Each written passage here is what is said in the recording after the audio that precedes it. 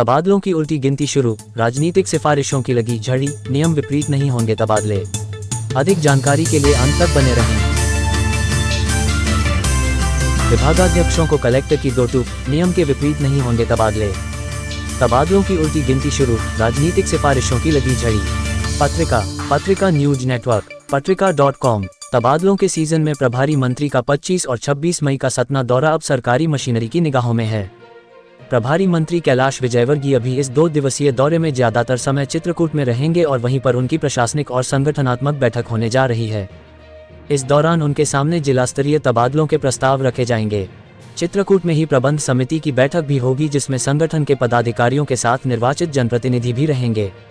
इस दौरान भी सरकारी मशीनरी का सेटअप अपने अनुसार बनाए जाने तबादलों की सिफारिश पर चर्चा तय मानी जा रही है।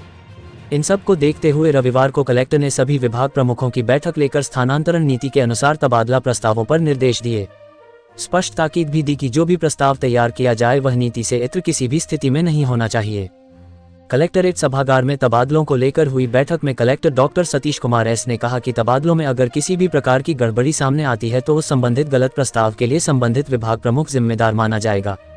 प्रस्ताव अग्रेसित करने को लेकर भी कलेक्टर ने कहा, प्रस्तुत प्रस्ताव आदेशार्थ और अनुमोदनार्थ लिखकर नहीं भेजा जाए, उसमें विधिवत कारण और यह स्पष्ट अंकित किया जाए कि यह विधि सम्मत है। शासन की नीति के तहत जितने तबादले तय है उससे ज्यादा किसी भी स्थिति में नहीं होने चाहिए। टकराव की स्थिति में फैसला प्रभारी मंत्री के हाथ।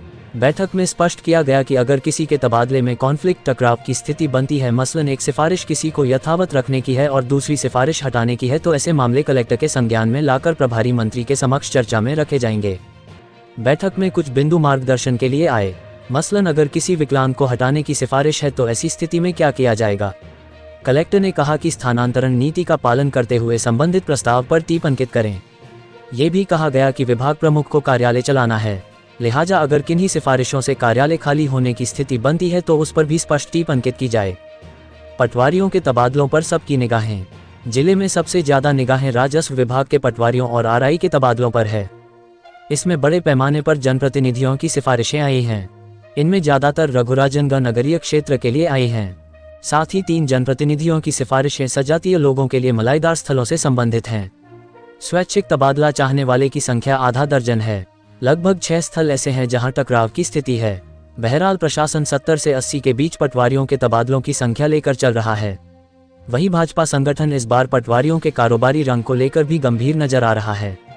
लिहाजा माना जा सकता है कि विधानसभा से जिन पटवारियों को शहर में नहीं रखने की जो सिफारिश की गई थी उसे भी इस बार नजर में रखा जाएगा। लिपिकों पर भी माननीय की नजर। इस बार एक अलग ट्रेंड देखा गया है। सामान्य तौर पर माननीय मैदानी अमले और अफसरों के हटाने या यथावत रखने अपनी सिफारिश करते थे, लेकिन एक जनप्रतिनिधि ने इस बार लिपिकीय स्टाफ को भी हटाने की सिफारिश कर डाली है। ये सिफारिशें काफी चर्चा में है। सचिवों पर गुनागणित। उधर दूसरे सबसे ज्यादा चर्चित माने जाने वाले सचिवों के तबादलों में भी इस बार काफी संजीदगी से अध्ययन किया जा रहा है। इसमें भी माननीयों की सिफारिशें काफी हैं। इसके अलावा कुछ तबादलों पर माननीयों के फोन भी आ चुके हैं। हालांकि प्राथमिकता में 10 साल से एक ही पंचायत में नौकरी कर रहे और विवादों से घिरे सचिवों की सूची भी तैयार की गई है। वहीं सरपंच सचिवों के बीच विवाद वाले स्थलों को भी बदलने की तैयारी की गई है। 50 से 60 के बीच अभी सूची तैयार है। कृषि और स्वास्थ्य। कृषि विभाग में आधा दर्जन लोगों को इधर से उधर करने की तैयारी है। यहाँ 4 आवेदन स्वैच्छिक हैं। आधा दर्जन से कुछ ज्यादा आवेदन माननीयों की सिफारिशों के पहुंचे हैं। 2 से 3 के लगभग नाम प्रशासनिक तबादलों के लिए चिन्हित हैं। स्वास्थ्य विभाग में 30 के लगभग स्वैच्छिक आवेदन हैं तो 1 दर्जन के लगभग माननीयों की सिफारिशें हैं। 40 के लगभग एएनएम को इधर से उधर करने की तैयारी है। सीएमएचओ ने एक चिकित्सक के तबादले पर मार्गदर्शन मांगा था। कलेक्टर ने कहा कि यह तबादला तो शासन स्तर से होता है।